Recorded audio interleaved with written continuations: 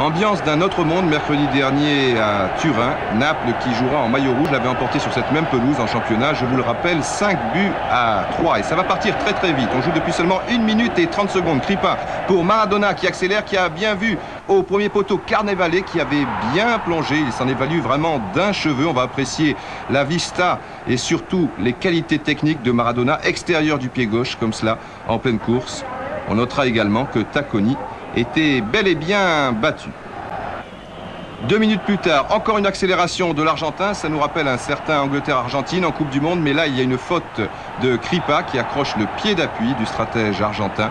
Et un coup franc assez bien placé. Un mini-mur avec Crippa et Carnevale pour Naples. Et puis 5 joueurs de la Juve juste derrière. Attention Maradona. Non, c'est pour Renica, un autre gaucher. Et encore un bon réflexe de Tacconi. Lorsque les coups francs sont assez éloignés, comme celui-ci, c'est plutôt Renica qui tente sa chance. La Juve a du mal à trouver l'ouverture. Il faut dire qu'aux avant-postes, Altobelli, toujours aussi à l'aise techniquement, est plutôt seul. Et finalement, il va perdre le ballon sur cette action, tout comme un peu plus tard Mauro.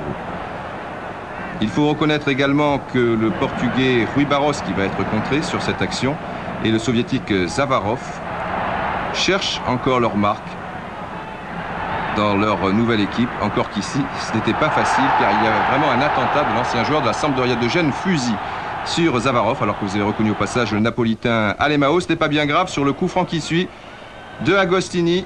Attention, retrait Marocchi et un tir terrible de Bruno. Après un quart d'heure de jeu, la Juve mène 1-0 alors que jusqu'ici elle ne s'était pas créé la moindre occasion de but donc de Bruno. Et regardez comme c'est finement joué de la part de Marocchi. Une passe de la poitrine, c'est assez rare à ce niveau. Le ballon qui est légèrement dévié et légèrement touché également par le gardien de but napolitain Giuliani. Bonne tête de Franchini qui a déjà marqué un certain nombre de buts dans cette coupe de l'UEFA, juste avant la double confrontation contre Bordeaux. À une touche de balle, ça va très vite maintenant. Fouzi, Careca, Maradona, Careca encore, contré au tout dernier moment par Gallia. Vous le constatez, Naples fait l'essentiel du jeu dans cette première mi-temps. C'est Crippa maintenant. Il n'y a pas beaucoup de monde aux avant-postes. Il tente sa chance directement. C'était bien joué. Carnevale, non. Un poil trop tard devant l'autre numéro 11, Mauro. Zoff a pas vraiment le sourire, contrairement aux supporters de la Juve. On approche de la mi-temps. Rui Barros pour une fois en position de favorable. Attention à ce centre et c'est Marocchini qui marque. Mais oui, pour la Juve, donc contre son camp. Le ciel vient de lui tomber sur la tête. Il regarde son gardien de but. De l'autre côté, c'est la joie que vous imaginez. Allez, Giuliani, un petit geste, voilà quand même. Il ne faut pas exagérer non plus. Ce centre était finement joué de la part de Rui Barros. C'est donc le genou gauche. Attention.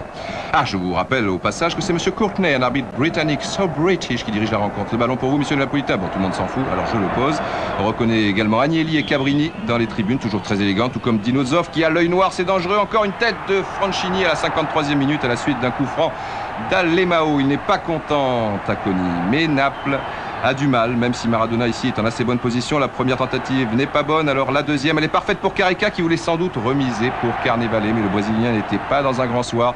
Mercredi dernier, il reste un quart d'heure. Maintenant, Laudrup remplace Altobelli, on n'y croit plus beaucoup côté napolitain, même si Romano ici lance Careca, qui lance à son tour Carnevale, qui est signalé hors jeu, c'est une erreur.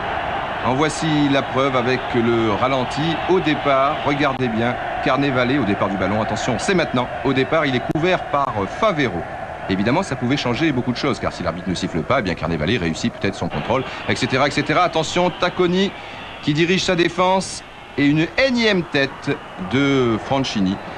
C'était la dernière, il reste 3 petites minutes. La Juve l'emporte 2-0, c'est incroyable. Pas vraiment une occasion de but, oui peut-être sur cette action. À 30 secondes de la fin, Laudrup, il a bien placé Marocchi qui commet peut-être une faute. Ce n'est pas vraiment évident. Allez, tout le monde à la douche. On se retrouvera 15 jours plus tard. Ça vaudra peut-être le détour, on ne sait jamais. 2-0, ce n'est pas insurmontable, mais c'est un très bon résultat pour la Juventus grâce à Bruno.